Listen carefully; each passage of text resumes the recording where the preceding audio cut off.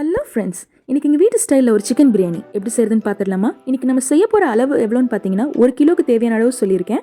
அதுக்கு ஒரு டவாவில் 250 ml oil add பண்ணிக்கிறேன். ஆயில் நல்லா ஹீட் ஆனோனையும் பட்டை, கிராம்பு, ஏலக்காய் ஆட் பண்ணிக்கலாம். கொஞ்சமாக முந்திரி பருப்பு ஆட் பண்ணிக்கலாம். இதோட ஒரு 4 வெங்காயத்தை ஸ்லைஸ் பண்ணி வச்சுருக்கேன், அதையும் ஆட் பண்ணிக்கிறேன். வெங்காயம் நல்லா பொன்னிறம் ஆகிற வரைக்கும் நல்லா வதக்கிக்கலாம். பாருங்கள், இந்த மாதிரி நல்லா வதங்கினதுக்கப்புறம் இதோட சின்ன வெங்காயம், இஞ்சி, பூண்டு 3ஐயும் அரைச்சி எடுத்து வச்சுருக்கேன்.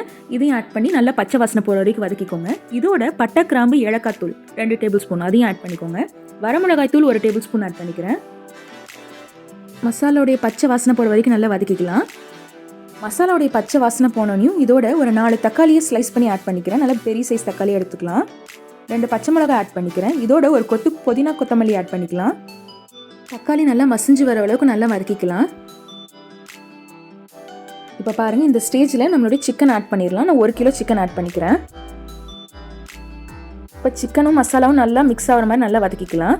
சிக்கன் வேகிறதுக்கு தேவையான அளவு உப்பு ஆட் பண்ணிக்கிறேன். இதோட ஒரு 200 ml தயிர் ஆட் பண்ணியிருக்கேன். நல்லா கலந்து விட்டுருங்க. இப்போ இந்த சிக்கன் வேகிறதுக்கு தேவையான அளவு தண்ணி ஆட் பண்ணிக்கிறேன்.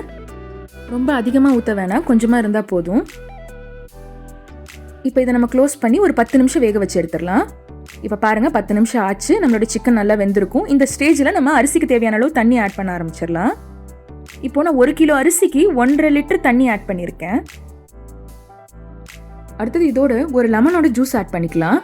கொஞ்சமாக கொத்தமல்லி புதினா ஆட் பண்ணிக்கோங்க. இப்போ அரிசி வேகிறதுக்கு தேவையான அளவு உப்பு ஆட் பண்ணிக்கலாம். நல்ல ஒரு கலந்து விட்டுடலாம். க்ளோஸ் பண்ணி வச்சிடலாம். இப்போ பாருங்கள், நல்லா இந்த மாதிரி கொதி வரட்டும். இந்த மாதிரி கொதி வந்தோடனே இப்போ நம்ம அரிசி ஆட் பண்ணிடலாம். பாஸ்மதி அரிசியை நான் ஒரு 15 மினிட்ஸ்க்கு முன்னாடியே ஊற வச்சுருந்தேன். வெதுவெதுப்பான தண்ணியில் இதோட கொஞ்சமாக நான் ஃபுட் கலர் ஆட் பண்ணிக்கிறேன். இது ஆப்ஷனல் தான். இதை ஆட் பண்ணணும்னு விருப்பப்படுறவங்க ஆட் பண்ணிக்கோங்க, இல்லைன்னா தேவையில்லை. நல்ல ஒரு கலரி விட்டுடலாம். இப்போ இதோட 2 டேபிள் ஸ்பூன் நெய் ஆட் பண்ணிக்கலாம். இந்த மாதிரி நல்லா திரண்டு வர வரைக்கும் வெயிட் பண்ணுங்கள். அது வரைக்கும் லிட்டை க்ளோஸ் பண்ணாதீங்க. பாருங்கள், இப்போ இந்த ஸ்டேஜில் நம்ம தம் வச்சிடலாம். லிட்டை க்ளோஸ் பண்ணி லோ ஃப்ளேமில் அடியில் ஒரு பழைய தோசைக்கல் வச்சு தம் வச்சுருங்க. இது அப்படியே ஒரு 20 மினிட்ஸ் டிஸ்டர்ப் பண்ணாமல் வச்சிடலாம். இப்போ பாருங்கள், 20 மினிட்ஸ் கழித்து நம்மளுடைய அருமையான சிக்கன் பிரியாணி சூப்பராக ரெடி ஆயாச்சு. கண்டிப்பாக இந்த ரெசிபியை நீங்களும் ட்ரை பண்ணி பாருங்கள். ட்ரை பண்ணி பார்த்துட்டு உங்கள் ஃபீட்பேக் கமெண்ட்டில் கொடுங்க. தேங்க்யூ.